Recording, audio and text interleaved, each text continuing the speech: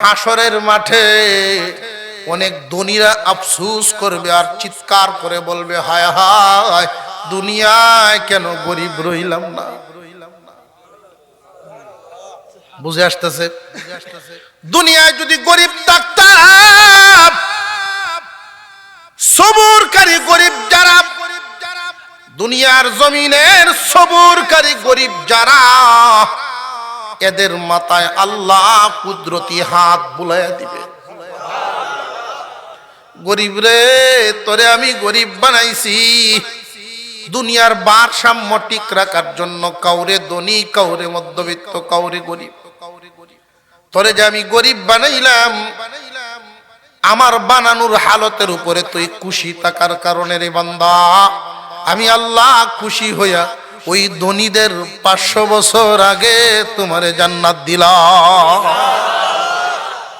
500 বছর আগে ধনীরা চিৎকার করবে আর বলবে, দুনিয়ায় গরিব কেন রইলাম না। তাহলে জাকাতের হিসাব দেওয়ান লাগলো না, হজ আমার উপরে চাপ তৈরি হইল না। তাহলে যারে আল্লাহ যেই হালতে রাখছেন, হালতের উপরে খুশি থাকা বান্দার কাজ। দোয়া করানো, খতমাত পড়ানো, বলা মুসিবত থেকে বাঁচার জন্য।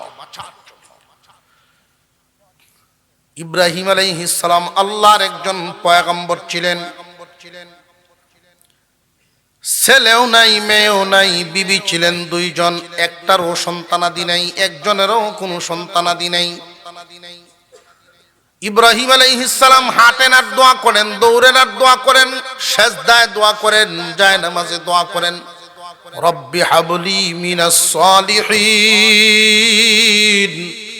রব্বি হাবলি মিনাস সালিহিন। আল্লাহ একটা নেককার সন্তান দাও, যেই সন্তান আমার পরে তোমার নাম লইব। কে তোমার নামের দাওয়াত দিব?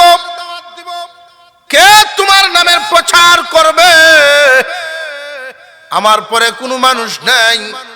আমার বিঠায় কে বাতি জ্বালাইবে? আমারে কে কবরে নামাবে? আল্লাহ একটা নেককার আওলাদ দাও। আল্লাহর পয়গম্বর দোয়া করেছেন, 1 দিন নয়, 2 দিন নয়, 1 মাস নয়, 2 মাস নয়, 1 বছর, 2 বছর নয়, 13 বছর পর্যন্ত দোয়া করেছেন। 13 বছর পরে দোয়া কবুল হয়ে গেছে। কয় বছর? আর আমরা সকালে কইয়া দুপুর ওই কুজি আইছেন। যদি না আইয়ে তখন হুজুরার হিসে লাগি। দেখছি আগের হুজুররা নাই, আছে না নাই? আগের হুজুররা থাকবো কেমনে? ধার ধার আছে। এখন এই ধার দা সাতের ঘরের একজনে কত দিয়েছে দেখি, এটা নিয়ে উল্টা ফাল্টা কুবাইয়া খুলি ফালাই আনছে। আগের মতো ধরে না। আমরা হালত কিন্তু সুদে ঘুষে হুজুরের দাওয়াত দেয়, হুজুরের দাওয়াত দিলে খাওয়াইয়া দার বুতা উঠে আছে। দুষ্কি হুজুররা না যারা গপ করে হেরার কথা বুঝে আসতেছে। মুসলমান ভাইরা, এই পৃথিবীর জমিন স্থায়ী না, চলে যেতে কোনো সন্দেহ আছে? আমি যে আয়াতে কারিমা তিলাওয়াত করেছি, এই আয়াতের আলোকে কয়েকটা কথা বলি, আলোচনা শেষ। আল্লাহ বলেন, ওয়াইযাল কুবুরু বু'সিরাত আলিমাত নাফসুম মা কদ্দামাত ওয়া আখখারাত। যেই দিন তোমাদেরকে, যেই দিন সবাইকে কবর থেকে উঠানো হবে, কবর থেকে যে উঠানো হবে এই বিশ্বাস আমাদের আছে না নাই? এটা ঈমানি স্বীকারোক্তি, জবান বন্ধ করে রাখলে চলবে না। আছে না নাই? এরপরেও দেখছি অনেকের জবান লড়ছে না, যেমনে জামডি মারা আছে, জামডি আর চুষছে না। আরে ঈমান আছে না নাই এই কথাটা তো ঈমানি স্বীকারোক্তি। কারণ এটা হলো ঈমান। কবর থেকে যে উঠাইবেন ওইটা আমরা বিশ্বাস করি, আর আবু জেহেল করে না। একদিন ছিলাম না, এখন আছি, একদিন থাকবো না পর্যন্ত সবাই একমত। কিন্তু আবার যে কবর থেকে উঠাইবেন এই জায়গা কেউ মানে কেউ মানে না। যারা মানে ইমানদার, মানে না যারা ইমানদার। মুসলমান ইমানদার ভাইরা আমার, আল্লাহ পাক রব্বুল আলামিন যেই দিন আমাদেরকে উঠাবেন, হাসরের মাঠে দাঁড় করানোর সাথে সাথে আমরা দেখতে পারবো। কি জানবো, কি দেখবো? আল্লাহ বলেন, আলিমাত নাফসুম মা কদ্দামাত ওয়া আখারাত। আগে এবং পরের হালত সব জানতে পারবা। দুনিয়ার জমিনে যে থাইকা তুমি গল্প করতাম, মেয়েরারে বিয়া দিলছি, বিছরা রাখিয়ালছি, আউর কিনেলছি, ঘর বানাইলছি, এখন মরতাল্লি হইল। বান্দা তুমি কি পাঠাইছো ওই দিন তুমি দেখবা। দুনিয়াতে যার যত টাকা বেশি তার তত সফলতা বেশি, আখিরাতে যার যত নেকি বেশি সেই তত সফল বেশি। যার নেকি নেই তার সফলতাও। আল্লাহ পাক রব্বুল আলামিন কুরআনুল কারীমের এক আয়াতের মধ্যে ডাক দেন, ইয়া আইয়ুহাল্লাযীনা আমানু ইত্তাকুল্লাহ হাক্কা তুকাতিহি ওয়া লা তামুতুন্না ইল্লা ওয়া আনতুম মুসলিমুন। সত্যিকারের মুসলমান না হইয়া কবরে যায় না। এখন সত্যিকারের মুসলমান আমরা এখন যদি কই জলে কেলা কেলা সত্যিকারের মুসলমান আত্মহবলই তোলা, কেউ রাত থাকবো। কিন্তু আসলে কি আমরা সত্যি মুসলমান হইতে পারছি? মুসলমান আমরা সবাই, কিন্তু আমাদের বিয়ে শাদিতে মুসলমানই নাই। মুসলমান আমরা সবাই, আমার ব্যবসাত মুসলমানই নাই। গতকালকে আলোচনা করছি, ব্যবসাত ওজনে কম দেয়, মাপে কম দেওয়া দেওয়া আছে না নাই? মাপ হইল তিন জাতের, একটা পাথরের মাপ, একটা লিটারের মাপ, আর একটা পিতার মাপ। এই তিন প্রকারের মাপের মধ্যেই গন্ডগোল পাওয়া যায়। টেইলারের দোকান মাপে গন্ডগোল, যে কোনো জায়গায় যাইবেন, দুধের দোকানও মাপের গন্ডগোল। 1 লিটার দুধ দেয় 4 কোট 1 পয়া, 1 পয়া 4 কোট 1 লিটার 4 কোট। বাড়িতে মাফি 900 গ্রাম 1 লিটার হয় না। ঘটনাটা মাইর দেখাইলাম, কই মাইর খাইলাম পরে আরেকদিন গিয়া দেখি আর যে কোটটা এটার তলা গাতা, ইহানু মাইর দেওয়া আছে না নাই?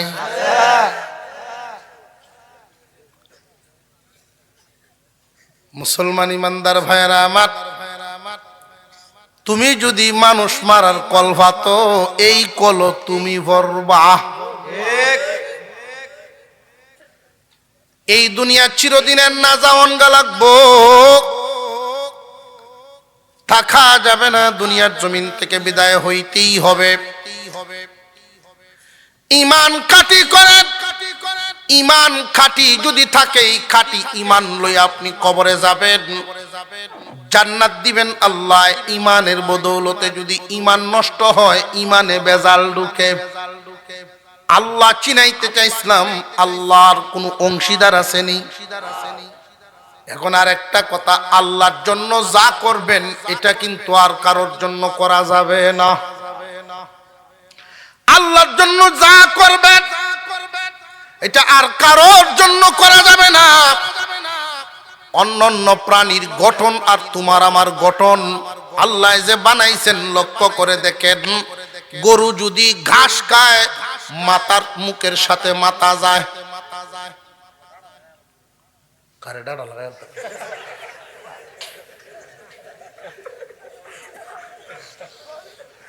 নারে তাকবীর। গুন্ডা লড়াই, মাঝে মাঝে গুন্ডা লড়াই।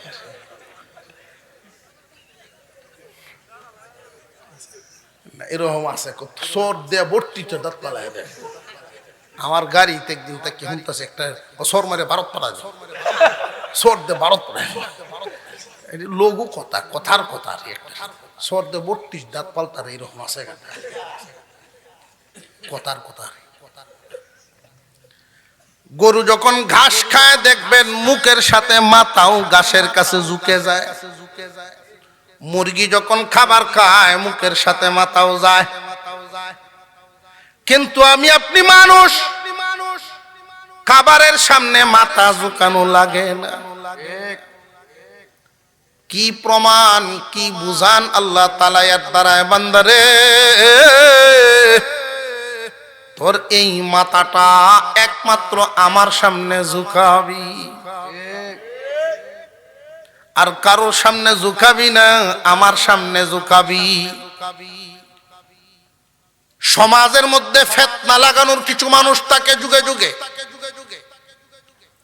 সবাই রে সব লাইনে ধোঁকা দিতে পারে না। এই এলাকার মানুষ নরম মনের মানুষ, দিনী সুরতে অনেক মানুষ নেক সুরতে ধোঁকা দিতে আসবে, সাবধান। আমাদের এলাকায় একজন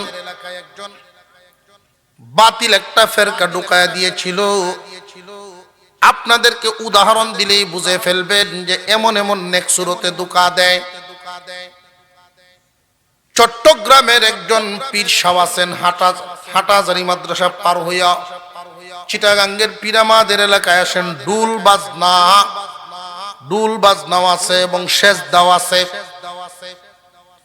দলিল দেয় সেজদায়ে তাজিমি। ইউসুফ আলাইহিস সালামকে তার ভাইয়েরা সেজদা করেছিলেন, সেজদায়ে তাজিমি দলিল দেয়। ইউসুফ নবীর ধর্ম আর আমাদের ধর্ম কি সমান না বেশ কম আছে? নবী পরিবর্তনের সাথে সাথে অনেক বিধান পরিবর্তন হয়ে গেছে। যদি তাজিমি সেজদাটা কোন ব্যক্তি ওই ধর্ম থেকে এই ধর্মে আনতে চায়, তাহলে ওই ধর্মের আরেকটা বিধান শুনায় দেই। আপন ভাই বোনে বিয়ে করা জায়েজ ছিল, সেটাও আনো। কথা বুঝে আসতেছে? আদম আলাইহিস সালাম নিজের ছেলে নিজের মেয়ে একসাথে বিয়ে দিতেন বংশ বিস্তারের জন্য। ইতিহাস শুনছেন না শুনছেন না? আগের বছরের ছেলে পরের বছরের মেয়ের সাথে, পরের বছরের মেয়ে আগের বছরের ছেলের সাথে বিয়ে দিতেন। এই বিধান কি আছে না বাতিল? আরো জোরে কর। সেজদায়ে তাজিমি সম্মানের সেজদা আপনার আমার পয়গম্বর এসে বাতিল করেছেন। যদি দেখেন কেউ আবার এটা ডাউনলোড করতে চায়, বুঝবেন নেক সুরতে শয়তান। নেক সুরতে শয়তানি একটা এলাকায় ফিতনা ঢুকায় দেওয়া তার কাজ। খুব সাবধান। এলাকার একটা আকীদা বিশ্বাস, এলাকার একদল মানুষ সরল মনা মানুষ, এদের মাথায় এদের মগজে ভিন্নতা ঢুকায় দেওয়া ঈমান নষ্ট করার নামান্তর। ঈমানে যদি গন্ডগোল ঢুকায় খুব ভালো করে বুঝবেন, জাল টাকা নিয়ে যদি কেউ বাজারে যায়, টাকাটা চিরাফারা থাকলেও যদি খাঁটি হয় তার অপরাধ নাই, হয়তো চলতো না। কিন্তু জাল টাকা মসমসা হইলেও লাভ নাই। ঈমান যদি জাল হয় খুব সমস্যা, খুব সমস্যা। জাহান্নাম হবে তোমার ঠিকানা। তোমার ঈমানকে কাটি করো। কুল হুয়াল্লাহ সূরার একটা নাম আছে না নাই? নামটা কি? ইখলাস। ইখলাস শব্দের অর্থই হলো খাঁটি করা। ইখলাস শব্দের অর্থ কি? খাঁটি করা। তোমার ঈমানকে নির্ভেজাল খাঁটি করো। একমাত্র আল্লাহ একক, আল্লাহর কোনো শরীক নাই। এই দুনিয়ার জমিনে অনেক মানুষ ঈমান আমল এগুলো নিয়ে বরবাদির মধ্যে আছে, বরবাদির মধ্যে দুঃখার মধ্যে আছে। আমি কয়েকটা জায়গা আপনাদেরকে ধরাইয়া দেই। আল্লাহর আল্লাহর অস্তিত্বে যদি কাউকে শরীক করে তাহলে ঈমান থাকে না। আল্লাহর অস্তিত্ব, আল্লাহ পাক রব্বুল আলামিন আমাদেরকে দেখেন, তবে চোখ লাগে না। উনার চোখ কেমন এটা উনি জানেন, কেমনে দেখেন উনি জানেন। আমরা চোখ ছাড়া দেখতে পারি না, আমরা চোখের মুখাপেক্ষী, কিন্তু আল্লাহ চোখের মুখাপেক্ষী না, উনি এমনি দেখেন।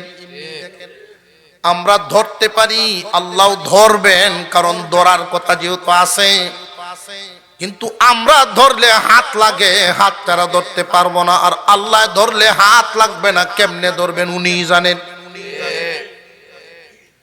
আল্লাহর ব্যাপারে ধারণা রাখবেন, আল্লাহই আল্লাহ। একটু বাড়ায় দাও, আল্লাহই আল্লাহ। আল্লাহর সাথে কারোর তুলনা চলে না। অনেক মানুষ নবীজিকে হাজির নাজির মনে করে। আল্লাহর রাসূলকে যদি কেউ হাজির নাজির মনে করে, হাজির নাজির এই সিফত একমাত্র আল্লাহর। নবীজিকে মর্যাদা দিবেন, সম্মান দিবেন, আমরা কি সম্মান দেই না? এই দাড়ি কেন রাখছি? আমরা কি শখ ছিল না যে আমরা অন্যদের মতো শেভ করি? রাসূলের মহব্বতে খুব ভালো করে বুঝবেন, যে সমস্ত লোকেরা বেশি বেশি আশেকে রাসূল বোঝায়, রাসূল আশেকে রাসূল বোঝায়, ওরার আশেকে রাসূল হইল সিজনারি। বিশেষ বিশেষ দিন আইলে সিন্নি সুলাক করিয়া দেখবেন ডাকডোল বাজায়া করে। আর সত্যিকারের আশেকে রাসূল তারা তার বডি দিয়া রাসূলের সুন্নত দিয়া সাজায় যারা। তার আমল কাজ কাম উঠা বসা সব কিছু যদি সুন্নত তরিকায় হয়। মান আহাব্বা সুন্নতি, নবীজির কথা, মান আহাব্বা সুন্নতি, যে আমার সুন্নতকে ভালোবাসে, ফাকাদ আহাব্বানি, সে আমাকে ভালোবাসে। আমার সুন্নতকে ভালোবাসে না, আমার নীতিকে ভালোবাসে না। সুতরাং এই ভালোবাসার কোনো দাম নাই। খেতে রাইল বইয়া কেউ যদি কয় অমুক বাইরে ভালোবাসি, অমুক বাইরে ভালোবাসি, দারোগিয়া কইব তোরা কি ভালোবাসার লাগিয়ে রাখছি না খেত বাঁচতে রাখছি? ঠিক না বে ঠিক? ভালোবাসা প্রমাণ হবে তখন তোমার বাসাটা সুন্দর হবে। যখন আইলো বইয়া যদি কয় না ভালোবাসি, ভালোবাসি, এই ভালোবাসার কি দাম? আল্লাহর রাসূলের বিরুদ্ধে যদি এই দেশে কিছু হয়, দেখবেন কারা সবার আগে হুঙ্কার দেয়, প্রতিবাদ জানায়। ঠিক, তারার তো খবরই নাই, জিলাপি হইলে আছে নইলে নাই। ঠিক ঠিক, আশেকে রাসূল না আশেকে জিলাপি? আশেকে জিলাপি বুঝা যায়। খুব সাবধান, নেক্সট সূরাতে ধোঁকা দিয়ে। আল্লাহ পাক রব্বুল আলামিন দুনিয়া থেকে আমাদেরকে বিদায় দিবেন। কবরের মধ্যে সর্বপ্রথম প্রশ্নটাই হবে মার রব্বুকা, তোমার রব কে? গুরুস্থান এখানে আছে, কবরস্থান। এলাকার সব মানুষের মানুষ, আত্মীয় স্বজন, বংশ বুনিয়াদ কুচু না কুচু লাগে এখানে আছে। এটাই আমাদের সবার, আপনাদের সবার শেষ ঠিকানা। এই কবরের মধ্যে কতদিন আমার আপনার থাকতে হবে?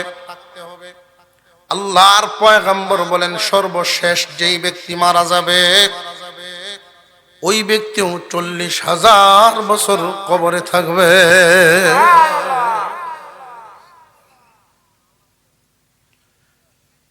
এই কবরের জগৎটা কেমন হবে? কারোর জন্য সুখের, কারোর জন্য দুঃখের। আল কবরু রাউযাতুম মির রিয়াজিল জান্নাহ আও হুফরাতুম মিন হুফারিন নার। কারোর জন্য সুখের, কারোর জন্য দুঃখের, কারোর জন্য জান্নাতের বাগান, কারোর জন্য জাহান্নামের গাড়া। এমন কেন, কিভাবে হবে? অথচ এক গুরুস্থানে সবাই। প্রশ্ন জাগে, অবশ্যই বোঝার তো দরকার। খুব ভালো করে মনে রাখবেন, একই ঘরে একটা রুমের ভিতরে দুইজন মানুষ ঘুমাইছে।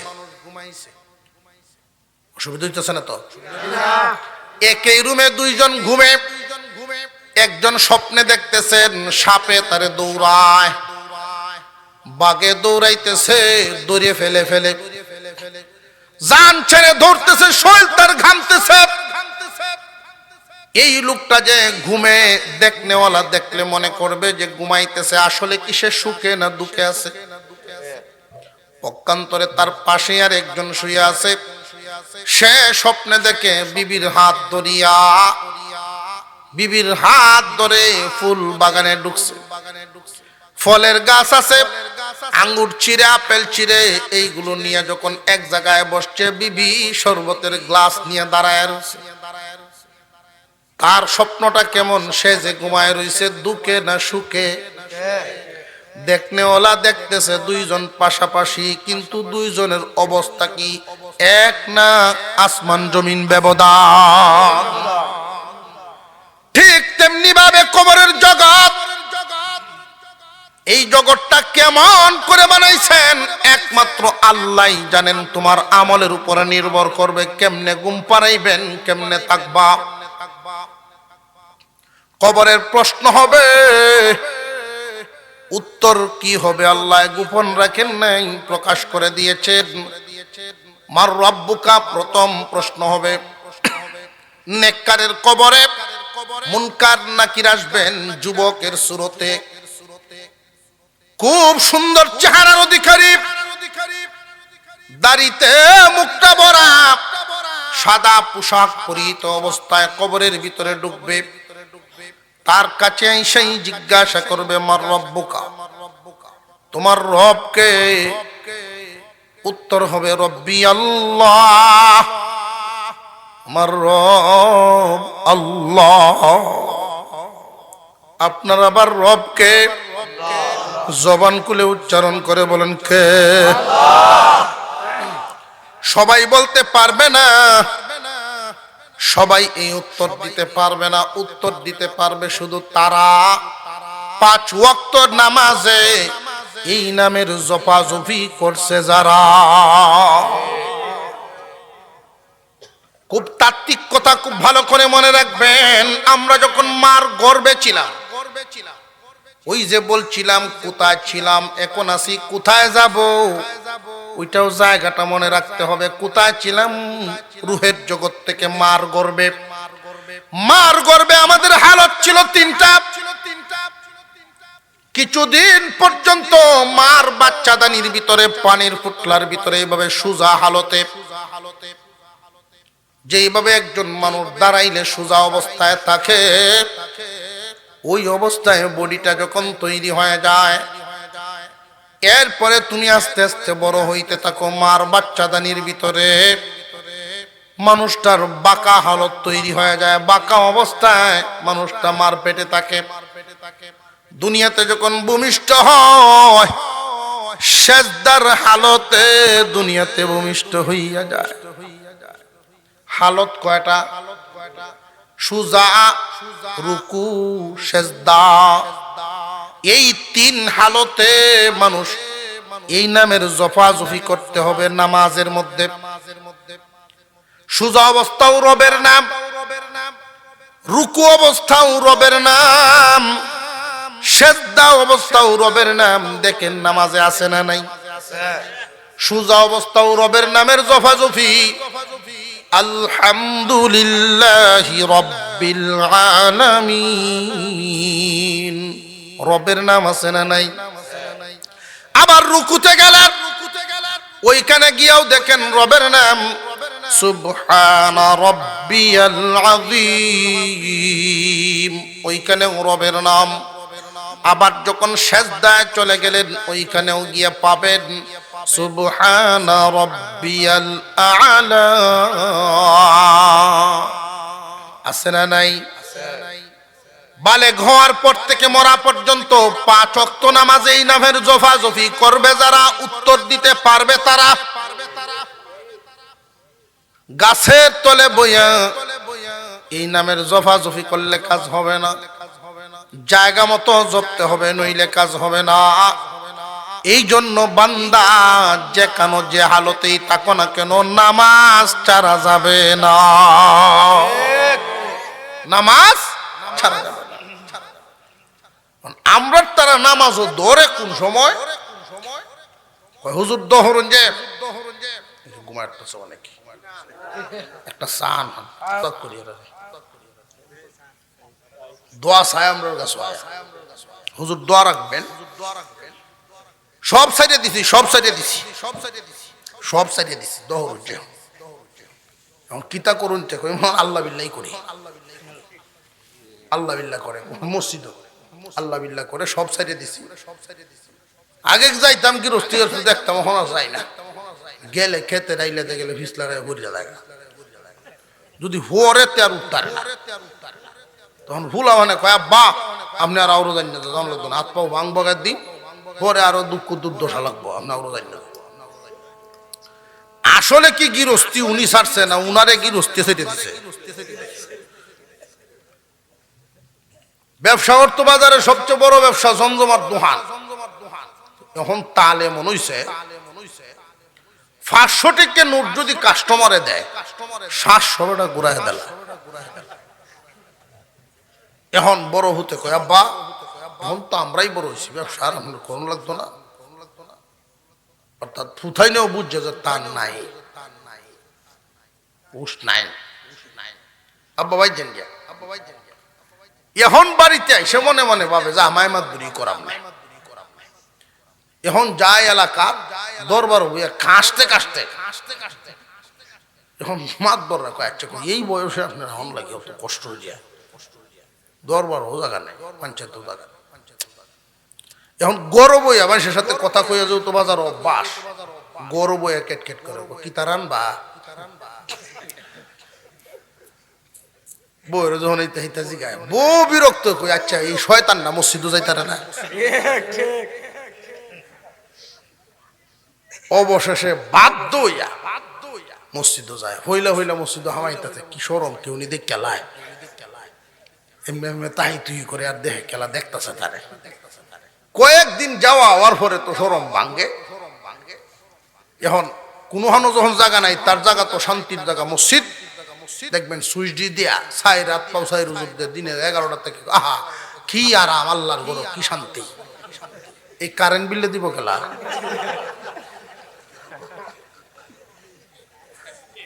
নামাজি মুসল্লিদের জন্য কারেন্ট বিল মসজিদ কমিটি বাজেট করছে নামাজিদের জন্য ফ্যানের আরাম বাজেট করছে মসজিদে 11টার সময় হুত্যা কি আরাম আল্লাহর গরো কি আরাম এরকম আছে না নাই ইমাম সাহেবরে কয় আপনি যাইন গে কই নামাজ পড়ায় যাইন গে কই আমরা সারাদিন মসজিদে থাকি আমরাও মুসল্লি আপনি ইমাম আপনি থাকবাই ইমামের কাছে কই এই গজব অবশেষে আমার উপরে নাজিল হচ্ছে ইমামের ভিসা লাগে এরকম অনেক আছে সারা জিন্দেগি খাটাইছে বাহিরে এখন গিয়ে হামাইছে ভিতরে ইমামের ভিসা লাগিয়ে আছে না নাই এরকম দেখবেন দান বাক্সত মাঝে মাঝে সিরা টেহা পাওয়া যায় এই সিরা টেহাডি কোন জিনে দেয় না মানছে এটা হইলো কোন দুহানো যখন চলে না আল্লাহরে দেখছে এই মানুষগুলোর একই হালত কোন হানো যখন চলে না জিন্দিগির এই অংশটা আল্লাহরে দেখছে সময় মতো দেওয়ান সময় মতো যুবক যদি সেজদা দেয় নাকের গরম শ্বাস আল্লাহর কুদরতি পায়ে লাগে আল্লাহ ডাক দিয়া বলেন যুবক কি চাও ফেরেশতারা রে যুবক আমারে সেজদা দিছে বলো তো কেন এই যুবক ইচ্ছা করলে এই নামাজের সময়টা গান শুনে কাটাইতে পারতো বন্ধুদের সাথে আড্ডা দিয়ে কাটাতে পারতো যে কোনো আকাম কুকামের মধ্যে লাগায় দিতে পারতো মনের চাহিদা পূরণ করতে পারতো কিন্তু আপনার ভয়ে আপনার হুকুম পালনের জন্য সেজদায় লুটায় পড়ছে আপনাকে খুশি করে জান্নাত পাবে বলে সেজদা দিয়েছে বান্দা যখন সেজদা দেয় রে ফেরেশতারা কেন সেজদা দিল আমার বান্দায় ফেরেশতারা জানায় দেয় সে যে ভুল করেছিল, গুনাহ করেছিল, জাহান্নামের ভয়ে জান্নাতের আশায় যুবক যখন সেজদা দেয়, আল্লাহ খুশি হয়ে বলেন, আমার বান্দা আমার অতি নিকটে আসার কারণে আমি তার গুনাহ মাফ করে দিলাম।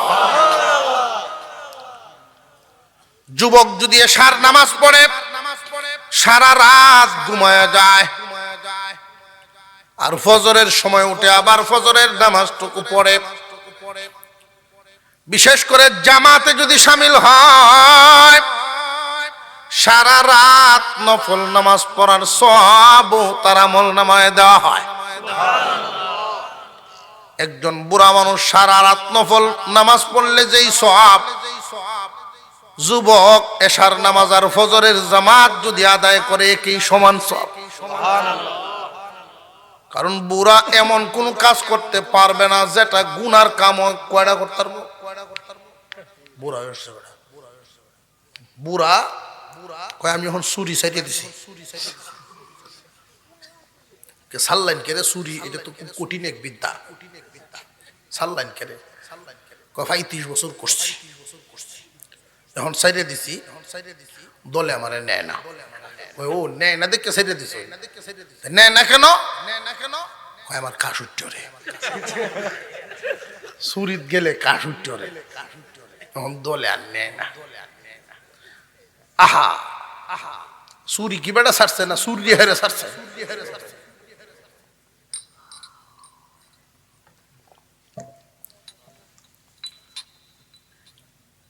বান্দা নামাজ পড়ে না কেন, এই রূপটা বললেই আলোচনা শেষ। কেন পড়ে না? বেশিরভাগ মানুষ কবরে শুইতে হবে এখানে আইলেই মনে হয় সকলেই জানে, ঠিক না বেঠিক? মানুষের ভিতরের হালত সবার সমান না,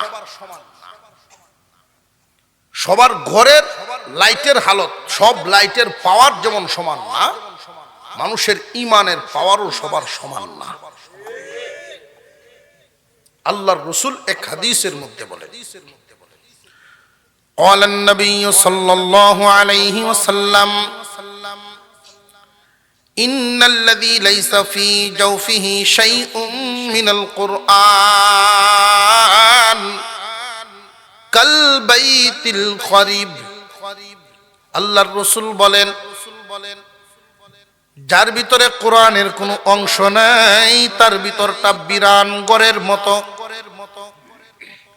বিরান ঘর এমন ঘরকে বলা হয় যেখানে ঘর আছে ঠিক মানুষ থাকে না,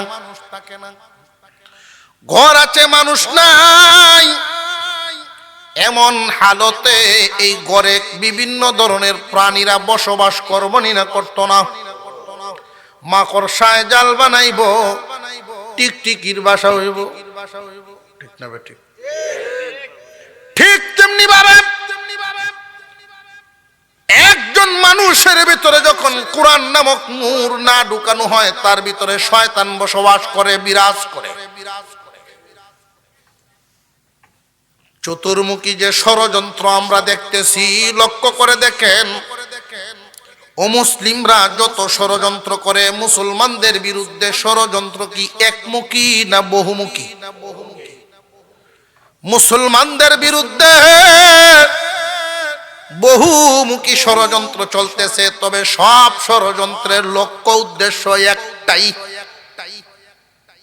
লক্ষ্য উদ্দেশ্য কিন্তু একটাই। এটা তলবাউসী সন্তোষপুরবাসীকে আমি শোনায়া যাই, লক্ষ্য উদ্দেশ্য একটাই, মুসলমানের সন্তান যেন কোরআন পড়তে না পারে,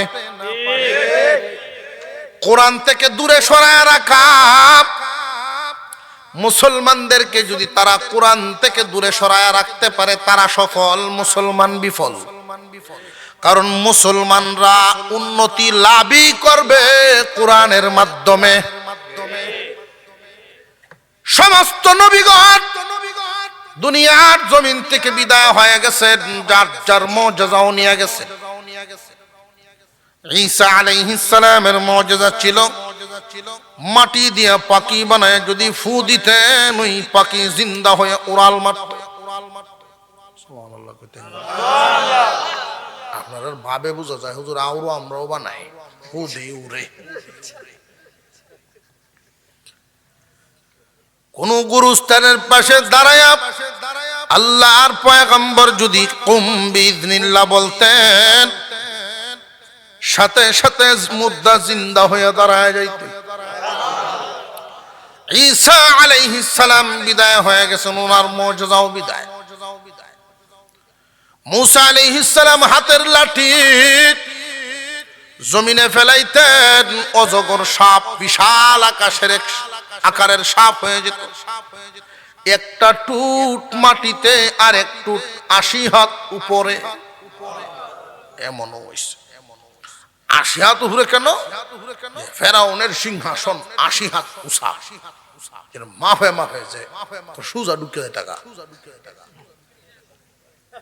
এই সুরত যেদিন হইছিল এক কেলায় 40 দিন পর্যন্ত খালি পাতলা হয় নাই করছে এক বয়ে।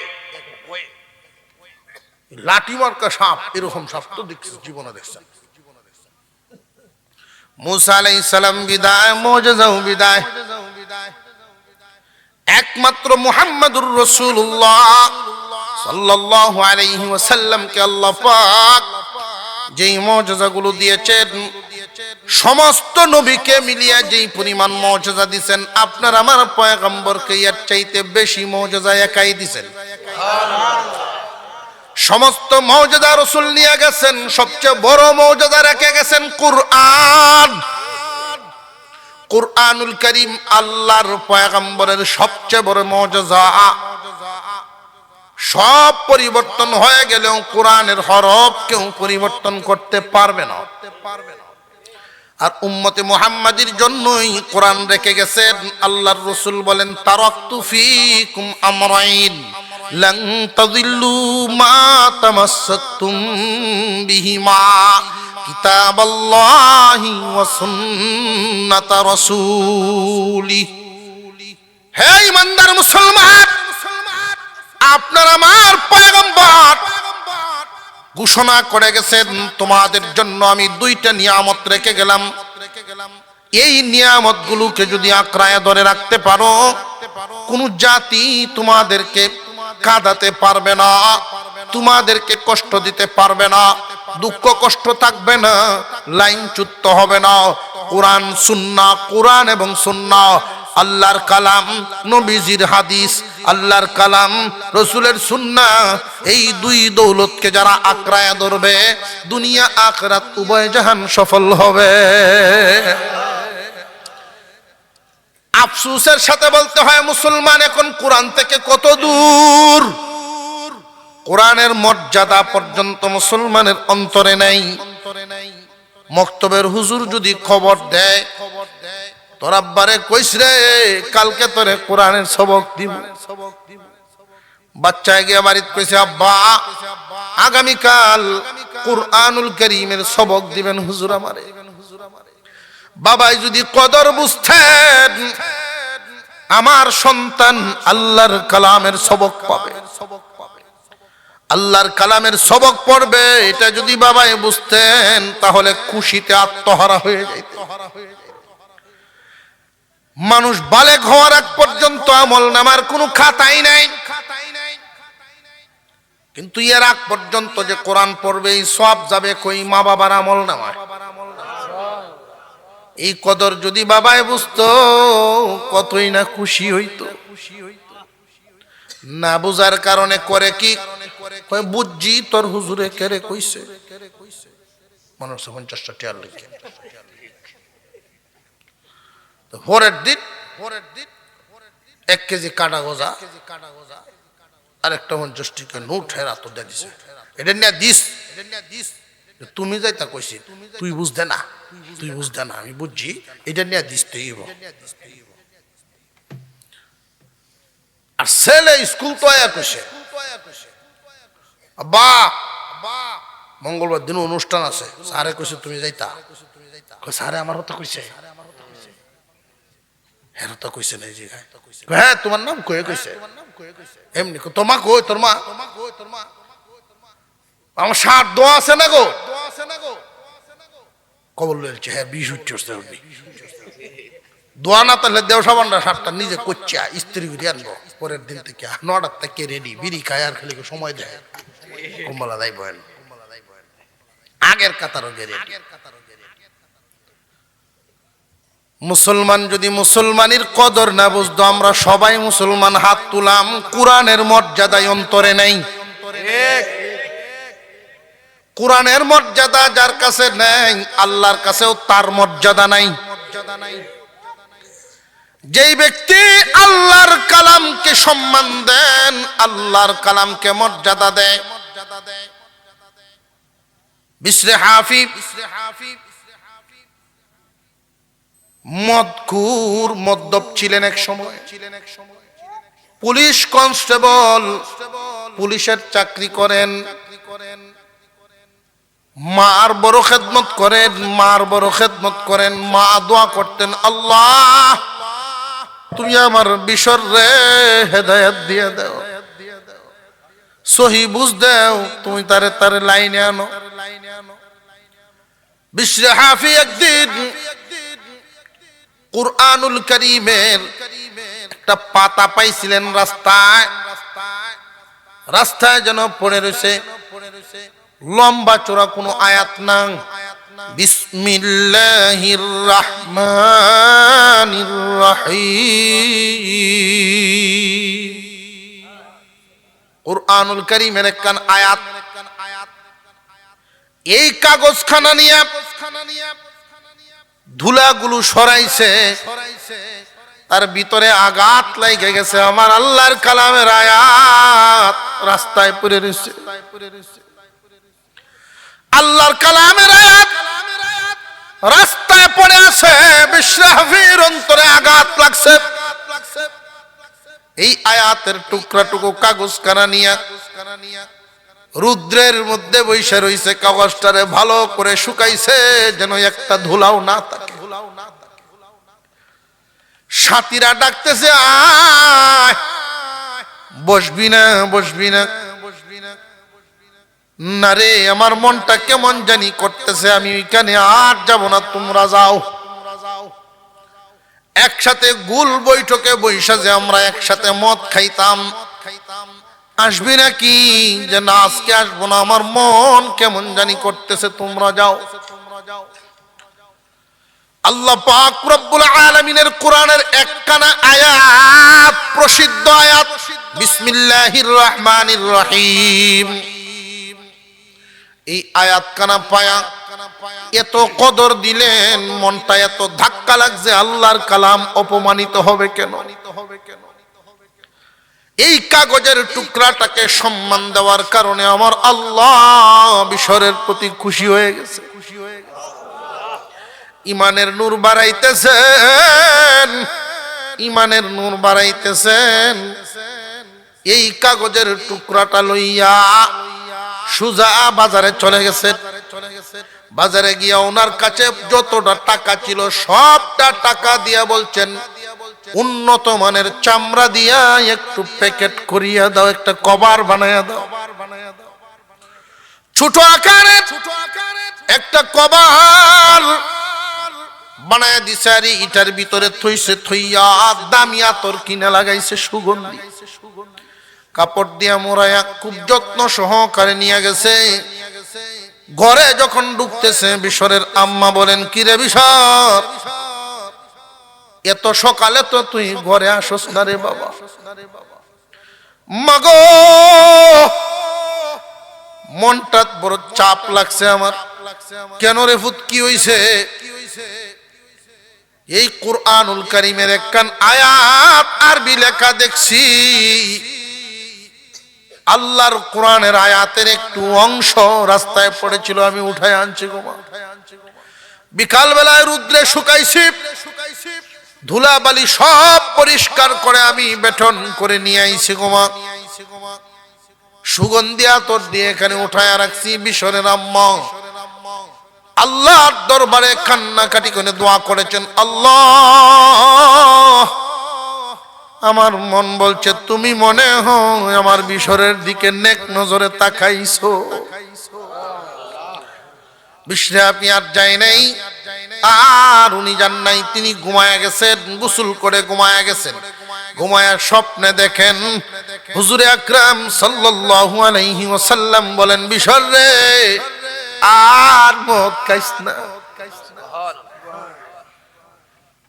আর মদ খাইস না। যেই নামটা এখানে যত্ন করে রাখছো, এই নাম কার নাম জানো নি? এটা আমার আল্লাহর নাম, তোমার আমার মাওলার নাম।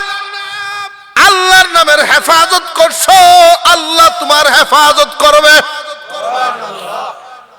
কোরআনের কদর করার কারণে বিশরে হাফি রহমাতুল্লাহি আলাইহি তখনকার সময়ের যুগ শ্রেষ্ঠ একজন আল্লাহর ওলি হয়েছিলেন। এমন হয়েছিলেন বড় বড় আলেমগণ পর্যন্ত উনার কাছে যাইতেন সহবত পাওয়ার জন্য। কিসের বদলতে? কোরআনের তাজিম, কোরআনের মোহাব্বত, কোরআনকে সম্মান দেওয়ার কারণে। আজকে আমরা মুসলমান পিছায় গেছি একটাই কারণ, কোরআনের মর্যাদা আমাদের অন্তরে না। আর একটু জোরে কর। কোরআনুল কারীম ঘরে ঘরে তেলাওয়াত হইতো, ঘরে ঘরে তেলাওয়াত হইতো কোরআন। এমন একটা সময় ছিল ঘরে ঘরে সবাই না পারলেও দুই চার বাড়ির মুরব্বীরা কোরআন শরীফ পড়তো। বাড়ির থেকে ফজরের পরে গুনগুন গুনগুন আওয়াজ শোনা যাইতো। বাইরে দিয়ে হাঁটলে, বাড়ির গাঠা দিয়ে হাঁটলে অমুক বাড়ির থেকে অমুক চাচা কোরআন শরীফ পড়তেছে, বুড়া মানুষ। এই মুরব্বীরা হারায় গেছে, কোরআন তেলাওয়াত বন্ধ হয়ে গেছে। মুসলমানের ঘরে আল্লাহর কালামের তিলাওয়াত নাই। আল্লাহর রহমত কেমনে পাইবা বান্দা? আল্লাহর রহমত আসবে, আল্লাহর রহমত তো আসবে যদি তোমার ঘরে আল্লাহর কালামের তিলাওয়াত হয়। কারা কারা কোরআন শরীফ তিলাওয়াত করতে পারি একটু হাত তুলেন তো দেখি। কারা কারা পারি? এটা লজ্জার কোনো বিষয় না। যারা পারেন তুলবেন, পারেন না তুলবেন। আলহামদুলিল্লাহ, আলহামদুলিল্লাহ, আলহামদুলিল্লাহ। আল্লাহ পাক এই যে নিয়ামত দান করেছেন, কোরআনের সাথে চোখের মিল করেন।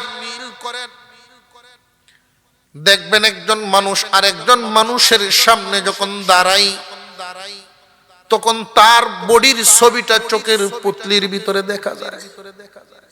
যায়নি না? যায় না? আপনি যেই চোখগুলো দিয়ে আল্লাহর কালাম দেখবেন, কালামের হরফগুলো আপনার চোখের ভিতরে দেখা যায়। যেই চোখের ভিতরে মহব্বতে কালামের নকশা বসায় দেয়, এই চক্ষু আল্লাহ জাহান্নামে দিবেন না। অনেক বড় বড় আলেম উলামা এই জগতে ছিলেন, সকাল বিকাল আল্লাহর কালাম তিলাওয়াত করতেন, কালাম তিলাওয়াত করতেন। কোন একজন বাবা তার সন্তানকে সম্পদ দিতে পারুক আর না পারুক, যদি কোরআন শিক্ষা দিবার পারে সবচেয়ে বড় নিয়ামত দিল। মুসলমান ইহুদি খ্রিস্টানদের টার্গেট হলো মুসলমানকে কোরআন থেকে দূরে সরায় রাখা, আর উম্মতে মুহাম্মাদির কাজই হলো উম্মতকে কোরআন শিক্ষা দেওয়া। যারা কোরআন তিলাওয়াত করতে পারেন নাই, আল্লাহর কাছে কানবেন আর কানবেন। দেওবন্দের একজন বড় হুজুর ছিলেন, বড় হুজুর, প্রত্যন্ত অঞ্চল, গ্রাম, বিশাল হাওর অঞ্চল। যেই হাওরের মাঝখানে আর কোনো গ্রাম নাই, একটা পাড়া উঠছে। এই পাড়াটার মধ্যে একজন মানুষ মারা গেছে। যেই পাড়াটার মধ্যে এমন কোন লোক নাই জানাজার নামাজ পড়াবে, গোসল দিবে, এমন একজন মানুষ নেই। দেওবন্দের একজন বড় আলেম এই রাস্তা দিয়া তিনি যাইতেছিলেন, দেখেন দুই তিনজন লোক রাস্তায় দাঁড়ানো। হুজুরকে আটকাইছেন। হুজুর, ওই যে দেখা যায় পাড়াটা, ওইখানে আমরা বসবাস করি। হুজুর, আমাদের পাড়ায় একজন মানুষ মারা গেছে, কিভাবে দাফন করা লাগবে আমরা তো মুসলমান কিন্তু জানি না। গোসল কেমনে দেওয়া লাগবে জানি না, কবর কেমনে খনন করা লাগবে জানি না, জানাজা তো জানি না। অনুরোধ শুনে উনি গেলেন, গোসল দিলেন, কাফন পরাইলেন, জানাজার নামাজ পড়ায়া নিজ হাতে দাফন করে আসলেন। উনি আসার পথে রুট পর্যন্ত আয়সা গেছেন, এমনি উনার স্মরণ হয়ে গেছে উনার বুক পকেটে মাদ্রাসার বোর্ডিং এর হিসাব নিকাশ ছিল। বুক পকেটের ছোট্ট একটা ডায়েরিতে ছিল এই মাদ্রাসার বোর্ডিং এর গুরুত্বপূর্ণ হিসাব তত্ত্বাদি।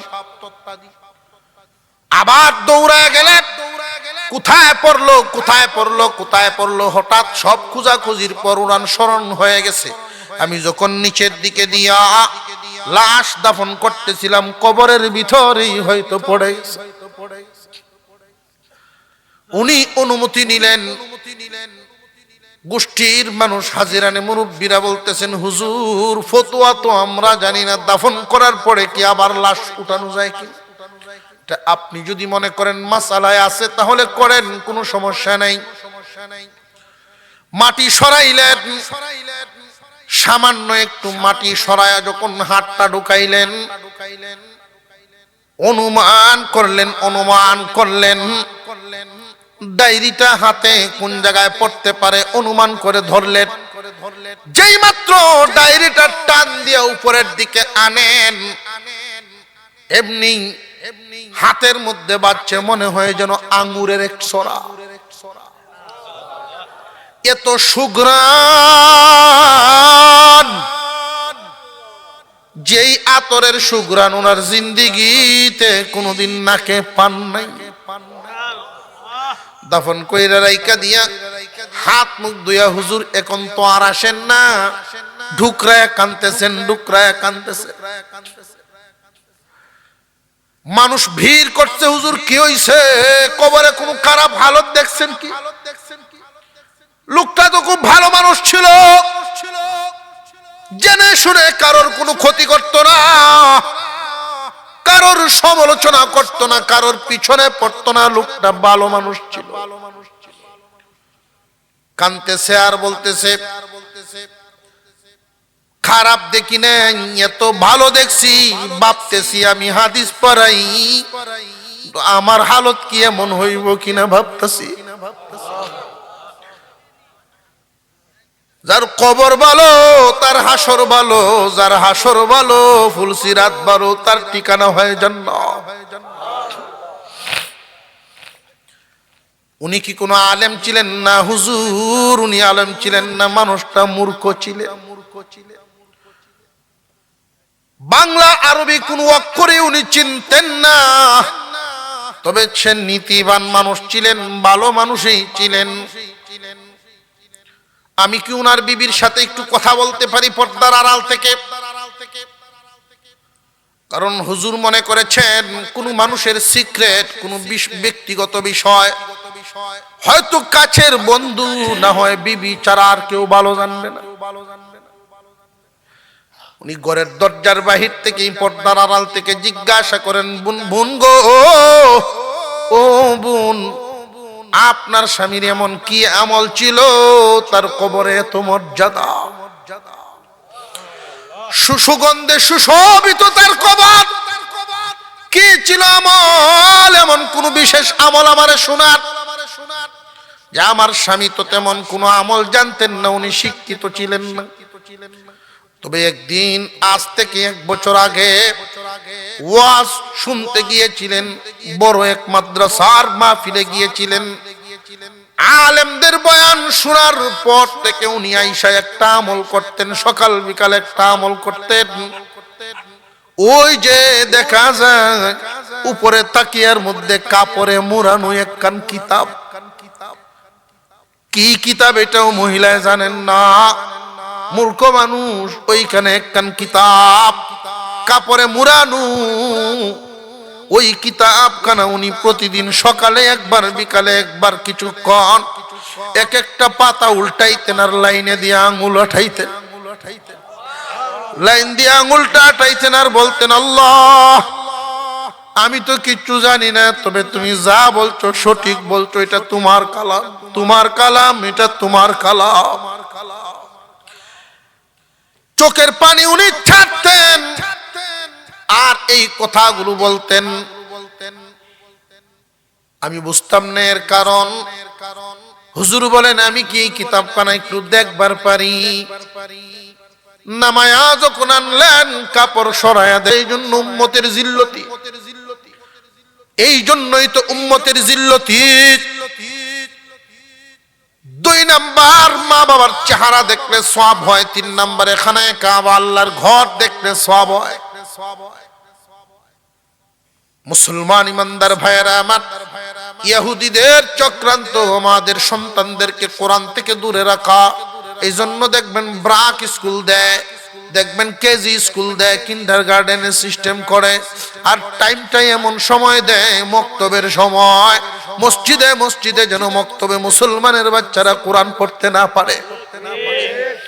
খুব সাবধানে, এই ধোকায় পা দেওয়া যাবে না। সন্তান যদি কোটিপতিও হয়ে যায়, সন্তান যদি বিদেশি ডিগ্রিও আনতে পারে, শিক্ষিত বানায় ফেলেন, কোরআন না শিখান, আপনার সন্তান দুনিয়ায় কয়েকদিন বাহাদুরি করতে পারবে, কিন্তু মরলেই সে জিরো হবে।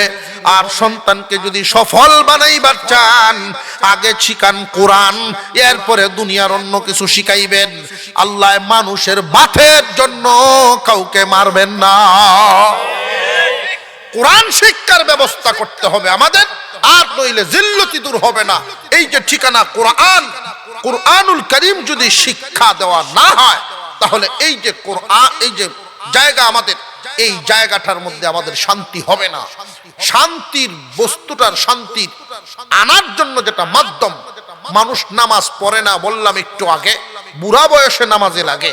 কারণটা কি? বুড়া বয়সে নামাজে লাগে না জানার কারণে। যে যেটা জানে জানায় তারে টানে, যে যেটা জানে জানায় তারে টানে। যদি জানে অবশ্যই সে নামাজ পড়বে, একবার না পড়লে আরেকবার হলেও পড়বে। কোরআন শিক্ষা থাকলে সহি শুদ্ধভাবে সূরাগুলো সে পড়বে। আমরা ছেলে হোক আর মেয়ে হোক, ছেলে মেয়েদেরকে কোরআন শিখাবো ইনশাআল্লাহ। আল্লাহ যেন আমাদেরকে তৌফিক দেন, বলুন আমিন।